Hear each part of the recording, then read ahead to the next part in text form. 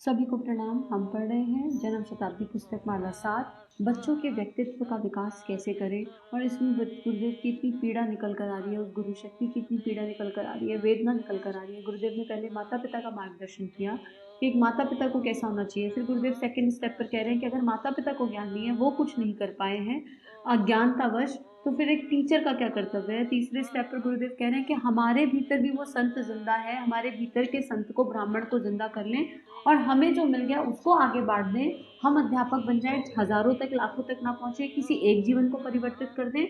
और उसके बाद गुरुदेव अगले स्टेप पर आ रहे हैं और कह रहे हैं कि अगर ये भी नहीं हो पाया तो अब बच्चे बड़े हो गए, अब तो हमारा युवा बड़ा हो गया, अब वो ब्लेम गेम से बाहर आए, अपने जीवन की ओनरशिप खुद ले, खुद का जीवन है, इस बात को समझे। और उसमें भी गुरुदेव सबसे इम्पोर्टेंट बता रहे हैं कि जो भारतवर्ष में जो जो कमियां हैं ना, उनको भी बता रहे हैं कि और अगर भारतवर्ष को श्रेष्ठ बनाना है तो हम सबको जागना पड़ेगा। भारत सोने की चिड़िया हुआ करता था, भारत को विश्व गुरु बनना है, लेकिन हमारे सब अंदर का वो गुरु तत्व जागृत हो, तब ये काम बन पाएगा। और फिर गुरुदेव यहाँ पर बोल रहे थे या समझा रहे थे कि कैसे ब्रह्मचर्य ना फॉलो होने से कितना नुकसान, कितना तकलीफ हो जाती है, इसको गुरुदेव ने कल समझा रहे थे। आगे उससे फिर कितनी बीमारियां आती हैं और बुढ़ापा कैसे हो जाएगा अगर हम बचपन में ही नहीं सही राह पे चले तो क्या होगा, उसको समझते हैं। क्या लिख रहे हैं, बुढ़ापे का वक्त आता है, जवानी का वक्त आता है, वह किसी काम का नहीं रहता। बच्चे पैदा करते हैं तो वो बिल्कुल सड़े गले बच्चे पैदा करते हैं। जब बुढ़ापा आता है, बुढ़ापे आने से पहले हजारों बीमारियों के शिकार हो जाते हैं। आंखें कमजोर, कमर में दर्द, मरे मरे दिखते हैं, कान से सुनाई नहीं पड़ता, सिर भन्नाता है, ना जाने क्या क्या दुनिया भर की बीमारियां इकट्ठी हो जाती हैं। ये बीमारियां किसी ने थोपी नहीं, ये दवाओं से नहीं जा सकती। जो जीवन की मूलभूत था ओजस, जो जीवन को लंबा बना सकता था और मजबूत बना सकता था, वह सारे का सारा उस छोटी सी कच्ची उम्र में नष्ट हो जाता है, जबकि उसको छुआ भी नहीं जाना चाहिए। अब बचपन में अगर वासना के संयम नहीं रहा, वासना रही, तो हमारा भविष्य कितना विकट हो रहा है। एक साल मार्क्स कम आ जाएंगे तो कोई नुकसान नहीं होगा। देखो कितनी बड़ी बात गुरुदेव लिख रहे हैं, एक साल मार्क्स कम आ जाएंगे तो कोई नुकसान नहीं होगा, लेकिन अगर व्यक्तित्व का निर्माण नहीं हुआ तो बुढ़ापा खत्म हो गया है, आगे का पूरा जीवन नष्ट होता जा रहा है, बीमारियां हमें घेर ले रही हैं, एक श्रेष्ठ संतान का जन्म नहीं हो पाएगा। कितनी सारी चीजें हैं, कितना सारा इम्पैक्ट उसका पड़ रहा है। हम जागने को तैयार हैं तो हमारी मर्जी, नहीं जागेंगे तो भी हमारी मर्जी, जीवन हमारा है, निर्णय हमारा है। लेकिन अब जो समय चल रहा है ना, इस समय में किसी को छोड़ा तो नहीं जाएगा। ये समय ऐसा है कि बाहर की परिस्थितियां आपको मजबूर कर देंगी जागने के लिए। ये कोरोना एक एग्जाम्पल था उसका। आगे लिख रहे हैं, वह सारे का सारा उस छोटी उम्र में नष्ट हो जाता है, जबकि उसको छुआ भी नहीं जाना चाहिए, जब उसको पकने देना चाहिए था। वह हमारा पका हुआ जीवन तत्व आगे जीवन की नींव को मजबूत कर सकता था, लेकिन बालकपन में ही ऐसा बिगाड़ शुरू हो गया। प्रत्येक बच्चे को इस बात का ध्यान रखना चाहिए कि हमको अपने शरीर की रक्षा कैसे करनी चाहिए और बुरी आदतों से कैसे बचना चाहिए। सारे का सारा समय मनोयोग हमको अध्ययन में लगाना चाहिए, पढ़ने में लगाना चाहिए। खेल कूद हम खेलें बेशक, स्वास्थ्य की दृष्टि से, लेकिन ऐसे खेल कूद नहीं होने चाहिए जो समय की बर्बादी करते हो।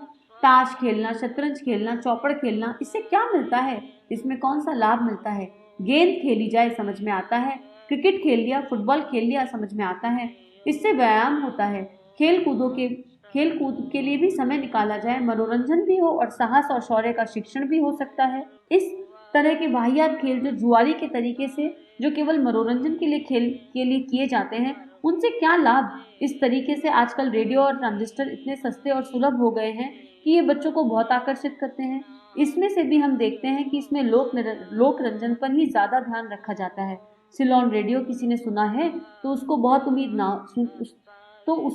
ना उम्मीदी होगी, और वह रेडियो के दूसरे गाने जिसमें से 75% होते हैं अगर सुने जाएं तो आदमी को ना उम्मीदी होती है, और ये मालूम पड़ता है कि ये किस व्यक्ति का निर्माण करने के लिए, समाज का निर्माण करने के लिए नहीं बनाए गए। यूं आंसू पोंछने के लिए सारे दिन में 2-4 अच्छे गीत और 2-4 अच्छे भाषण भी आ जाते हैं, जिससे कि वो अपने चेहरे के नकाब को अच्छा बनाए रख सके। बाकी ये मालूम पड़ता है कि यह खोखला करने वाली बात है। अब गुरुदेव यहाँ स्वास्थ्य की बात कर रहे हैं तो तीनों शरीरों की बात कर रहे हैं। भावनात्मक शरीर, भावनाओं का पोषण, विचार शरीर, अच्छा स्वाध्याय, फिजिकल बॉडी, अच्छा खेल। तो हम आपको अगर अपने तीनों शरीरों का बचपन से ध्यान नहीं रखेंगे, अब इसकी डिटेल पढ़नी है तो सफल जीवन की दिशाधारा सुन लीजिए। उसमें एक एक शरीर के लिए टूल्स एंड टिप्स बताए हैं कि अगर आपको अपनी इमोशनल बॉडी का ध्यान रखना है तो कैसे रखा जाएगा। पहले मुझे ये तो पता चले, आज की डेट में तो गुस्सा आ जाता है, गुस्सा कर लेते हैं, उसके बाद भी आधे लोग ये नहीं मानते कि हमें गुस्सा आ रहा है। जिनको ये समझ में आ रहा है कि गुस्सा आ रहा है और ये प्रवृत्ति अच्छी नहीं है, कम से कम उन्होंने 50% तो अचीव कर लिया। लेकिन अब इससे बाहर कैसे निकला जाए, वो भी तो एक इम्पॉर्टेंट प्रश्न है। तो उस बुक में पूरे डिटेल ऑडियो दिए गए हैं, उनको सुन लीजिए। नीचे डिस्क्रिप्शन बॉक्स में सारी बुक्स के लिंक मिल ही जाएंगे, उनको देख लीजिएगा। अब उसके बाद फिजिकल बॉडी के बाद मेंटल बॉडी स्वाध्याय। स्वाध्याय मतलब मैगजीन्स नहीं, स्वाध्याय मतलब जैसे हम ये ऑडियो पढ़ रहे हैं, श्रेष्ठ किताब उठाओ, बायोग्राफी उठाओ अच्छी अच्छी, उनको पढ़ो। खाली पढ़ना नहीं है, रीडिंग कैसे की जाती है वो भी उसमें लिखा है, उसमें समझाया है। एक एक किताब पढ़ के एक लाइन, चाहे एक पैराग्राफ पढ़ो, एक पैराग्राफ पढ़ो, नोट्स बनाओ, एक लाइन। अब देखो कि मेरे जीवन में और इस किताब में अंतर कहाँ आ रहा है, और उस अंतर को पूरा कर पाना स्वाध्याय होता है। अब हम नेक्स्ट स्टेप पर एक्शन प्लान बनाएंगे। एक्शन प्लान बनाएंगे कि ये जो किताब में लिखा जा रहा है ये और मेरा जीवन कहाँ रेडिएट कर रहा है, इनमें अंतर क्या है, इस अंतर को, इस खाई को, इस गैप को भरना कैसे है, उसका एक्शन प्लान। और एक्शन प्लान बन गया तो शरीर अपने आप ही वो काम करने लगेगा, ऑटो पायलट में तो उठेगा। शुरू में अभ्यास लगेगा, अभ्यास के बिना कुछ भी नहीं हो सकता, कुछ भी नहीं। तो प्रैक्टिस प्रैक्टिस एंड प्रैक्टिस। कृपा से, केवल कृपा इतनी होती है कि कृपा से ज्ञान मिल जाता है। कृपा से ज्ञान मिल गया, अब उस ज्ञान को इम्प्लीमेंट करना हमारे हाथ में। संकल्प के साथ करो, पूरा श्रेष्ठ संकल्प उठाओ और संकल्प के साथ ये कार्य करो। फिर टाइम, सबसे यहाँ पे टाइम की भी बात गुरुदेव कर रहे हैं। टाइम स्पेंड करते करते जीवन बीत गया, अब टाइम इन्वेस्ट करने का समय है। Investment of time will give you some returns. आगे गुरुदेव लिख रहे हैं। और अभी फिल्मों के बारे में तो क्या ही बात करें, हमको पता है कैसे गाने आते हैं, दिन भर टीवी पे गाने चलते रहते हैं लोगों के घर, और क्या तो उनका पिक्चराइजेशन होता है थर्ड क्लास, ब्रेन इमेजेस पे काम करता है। बचपन से बच्चे के दिमाग में ऐसी इमेजेस जा रही है जिसका उसको अर्थ भी नहीं पता, अर्थहीन इमेजेस छोटे छोटे बच्चों के दिमाग में जा रही हैं। तो उसका तो क्या ही हो सकता है। हम बस एक ही प्रार्थना की जा सकती है सामूहिक स्तर पर कि हम सब जाग जाएं, जाग जाएं, जाग जाएं। आगे लिख रहे हैं, मनोरंजन का यह भौंडा तरीका है, उस भौंडे तरीके से यदि नवयुवक अपने आप को बचाकर रख सके, व्यायाम किया करे, ब्रह्मचर्य से रहा करे, स्वाध्याय किया करे, ईश्वर भक्ति की बात ध्यान में रखे और अनुशासन से रहे तो बहुत अच्छा होगा। जो व्यक्ति छोटी उम्र में अनुशासन नहीं सीख सका, जिसने अनुशासन का पालन नहीं किया, वो कभी किसी आदमी को अनुशासन में नहीं रख सकता। अच्छा शिष्य ही अच्छा गुरु बन सकता है। जो अच्छा शिष्य नहीं रहा, जो बुरा शिष्य रहा है, जो अपने अध्यापकों से लड़ता झगड़ता रहा है और अपने अध्यापकों की अवज्ञा करता रहा है, कभी भी उसको भावी जीवन में ये मौका नहीं मिल सकता कि अगर उसको अध्यापक बनने का मौका दिया जाए और अध्यापक बने तो उससे बच्चा कहना माने। जो बुरा लड़का रहा है वो अच्छा बाप नहीं बन सकता और उसके बच्चे अच्छे नहीं हो सकते। ये अनुशासन छोटी उम्र में ही सीखना पड़ेगा। अब अगर किसी के मन में ये प्रश्न आ रहे हैं, अरे हम तो अभी नन्ही सी क्लास में, 8th में, 9th में, 10th में, अभी से करके क्या करेंगे, जीवन का मजा ले ले, तो ये इस पैराग्राफ में उसका उत्तर है। किसी के ऊपर मेरी किसी बात का प्रभाव तब पड़ेगा जब मैं उसमें स्थित हूँ। अगर कोई काम मैं नहीं करती हूँ और मैं जितना मर्जी यहाँ से भौंडा भाषण दे दूँ, ऐसा कर लो वैसा कर लो, मेरी वाइब्रेशन रेडिएशंस पहुँचेंगी ही नहीं। तो पहले गुरु को मानना नहीं, गुरु की बात को मानना है। जो उन्होंने किया उसे अभ्यास के स्तर पर प्रयास कर करके कृपा है, चरण पकड़े रहना, बिना कृपा के कुछ नहीं होता। लेकिन कृपा से ज्ञान मिला, मान लो अभ्यास शुरू किया, कोई नई प्रैक्टिस शुरू करी, ठीक है, प्रैक्टिस करी कि हम 10 दिन ये काम करेंगे। 10 दिन अगर बिल्कुल संकल्पित होकर करने की कोशिश करी और 5 दिन भी कर पाए तो कुछ तो किया श्रेष्ठ, उसके लिए ग्रैटिट्यूड। और फिर कब तक, जब तक करना है जब तक सक्सेस ना हो जाए।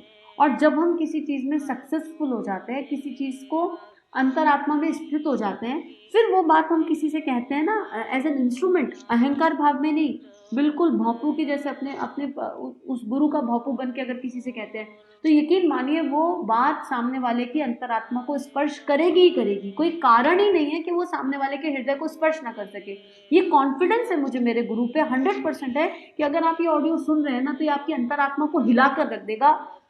आपके अंदर भाव, करुणा, संवेदना जागृत हो जाएगी और आप अभी सोचोगे, इस पल सोचोगे कि हमारा एक्शन प्लान क्या होना चाहिए, अब हमें जागना है, अब हमें नेक्स्ट स्टेप पर क्या करना है। ये ट्रस्ट बिलीफ सिस्टम है मेरा उस गुरु शक्ति पर, और ये बिलीफ सिस्टम किसने दिया है, उस गुरु शक्ति का दिया वही बिलीफ सिस्टम है, कहीं और से प्रकट नहीं हुआ। मेरे अंदर तो अभी हम सब में, हम कोई भी परफेक्ट नहीं है, मेरे अंदर भी बहुत सारी कमियां हैं और हम सब में कुछ है कमियां, ठीक है, हैं। उन पे काम करते रहेंगे, लगातार करते रहेंगे, कभी ना कभी तो सुधर ही जाएंगे। लेकिन जो गुरु कृपा से जीवन में आ गया उसे तो बांटना है, 100% बांटना है। और ये सब चीज़ तो मैंने अपने जीवन में देखी है। मैं कहाँ से मतलब एक्सप्लेनेशन से परे है कि वो गुरु की शक्ति कैसे कार्य करती है। तो अब अगर आपको अच्छा माता पिता बनना है, आगे जाके एक अच्छा व्यक्तित्व बनना है, तो बचपन से ही अपने ऊपर काम शुरू कर दीजिए। मत सोचो कि अभी हम बहुत छोटे हैं। शरीर की उम्र भरी छोटी होगी, आत्मा सबकी जागृत है, जीवंत है। आत्मा तेजस्वी है, यशस्वी है, ओजस्वी है, दैवीय गुणों का भंडार है। बस उन दैवीय गुणों की ओर एक कदम बढ़ाना है। आगे लिख रहे हैं, जिस आदमी ने छोटी उम्र में अपने बड़ों की आज्ञा का पालन नहीं किया, अनुशासन का पालन नहीं किया और मिलिट्री डिसिप्लिन अपने जीवन में स्थापित नहीं किया, वह कभी भी आगे जाकर दूसरों को अनुशासन में रखने में समर्थ नहीं हो सकता। उस आदमी को अगर फौज का कर्नल बना दिया जाए, कप्तान बना दिया जाए, तो कभी भी अपनी सेना को अनुशासन में नहीं रख सकता, इसलिए कि स्वयं अनुशासन का पालन करना नहीं सीखा। जो मुझे आता है, जिसमें मैं स्थित हूँ, वही मैं दूसरों से करा सकती हूँ। एक टीवी का एग्जाम्पल लिया था इनिशियल ऑडियोज में। तो ऐसी बहुत सारी चीज़ें हैं जो मैंने एग्जाम्पल के तौर पर गुरुदेव ने कराई, और मैं वो परिवर्तन अपने बच्चे में देखती हूँ। कई बार, बहुत बार नोटिस करती हूँ कि क्योंकि जो मैंने उसने मुझे करते हुए देखी वो सब चीज़ें, तो उसके अंदर ऑटोमेटिकली आ गई। तो आगे गुरुदेव लिख रहे हैं, जो गुण आप में हैं सिर्फ उन्हीं गुणों को दूसरा आदमी को हम सिखा सकते हैं। इसलिए जिन लोगों को बड़े बड़े काम करने हैं और दूसरों से काम लेना है, उन्हें अनुशासित बनना चाहिए। मान लीजिए आपको बड़ा अफसर बनना है और आगे अपनों को, अपने नीचे वाले सबॉर्डिनेट से काम लेना है, उनको अपनी आज्ञा का पालन करवाने वाला बनाना है, तो इससे पहले आपको स्वयं आज्ञा का पालन करने वाला बनना होगा, अनुशासन प्रिय बनना होगा। अब ये लाइन हमारे लिए गुरुदेव हमसे कह रहे हैं कि अगर तुम अपने बच्चों में श्रेष्ठ संस्कार चाहते हो तो भैया मेरी बात मान लो, जो मैं लिख रहा हूँ। गुरुदेव ने अपनी पूरी लाइफ एक्सपेरिमेंट किया। गुरुदेव कोई हमसे ऐसे ही थोड़ा ना कुछ कह रहे हैं। आप किसी भी गुरु शक्ति को उठा के देख लो, जीवन उठा के देख लो, किसी भी गुरु तत्व का, उन्होंने अपने जीवन में वो जिया होता है जो वो हमें बता रहे होते हैं। गुरुदेव का तो पूरा जीवन एक्सपेरिमेंटल था। उन्होंने सब कुछ किया, उसके बाद वो बोलते हैं, उसके बाद वो लिखते हैं, तो हमारी हृदय को, हमारी आत्मा को कपा देता है वो, और हमारे भीतर वो रेडिएशन आने लगती है, अरे अब करना है, अब करना है। वो कहाँ से आ रही है? वो इसलिए आ रही है कि उन्होंने उसको जिया है। हम लोग से 40 दिन के अनुष्ठान नहीं होते, 27 साल। अगर गुरुदेव के जीवन की छोटी सी बात करूँ, जो लोग पहली बार सुन रहे हैं, स्टूडेंट वर्क, आप इमेजिन करो, गुरुदेव एक 15 साल का बच्चा, एक 15 साल के बच्चे ने जीवन में 27 साल तक ना नमक खाया ना मीठा खाया, ठीक है। 6 घंटे का माला जप किया, माला जप तीनों शरीरों के साथ, ऐसे कर्मकांड के स्तर पर नहीं। उसके बाद स्वतंत्रता सेनानी की भूमिका निभाई। और खाते क्या थे? गाय को खाना खिलाने के बाद जो गोबर से निकलता था उससे जौ बीनते थे, उस जौ से एक छोटी सी रोटी बनती थी, वो रोटी खाते थे। और पूरी रात प्रेम, करुणा, संवेदना में हमारे लिए रोते रहते थे कि क्या ऐसा कर दूं कि हम लोग जाग जाएं। तो क्योंकि वो इस लेवल पर स्थित हैं, पूरा जीवन साधना में जीवन जिया है, वेदों का ट्रांसलेशन किया, उपनिषदों का ट्रांसलेशन किया, 3200 किताबें अपने जीवन काल में लिख गए, और एक लाइफ में 800 साल का काम कर गए। क्योंकि उन्होंने अपने जीवन भर ये किया, इसलिए उनकी अंतः चेतना, उनका एक एक शब्द आत्मा में रेडिएट होकर आत्मा को हिला के रख देता है। तो यही बात गुरुदेव कह रहे हैं कि ऐसा बन जाओ। एक एग्जाम्पल वो सेट कर गए, वो नहीं बन सकते लेकिन उस दिशा में बढ़ तो सकते हैं। तो ऐसा बन जाओ कि वाणी में वो तेज अंतर आत्मा से प्रकट हो जाए कि सामने वाले को हिला के रख दे। तो आज यही प्रार्थना करते हैं गुरुदेव से कि आत्मनिर्माण, आत्मनिर्माण, आत्मनिर्माण समाज की सबसे बड़ी सेवा, और आत्मनिर्माण हो सके हम सभी का। इसी प्रार्थना के साथ आज का स्वाध्याय। हमारे YouTube चैनल को सब्सक्राइब कीजिए और बेल आइकन पर क्लिक कीजिए ताकि आने वाली सभी वीडियो की नोटिफिकेशन आपको मिलती रहे। आप सभी को बहुत बहुत थैंक यू।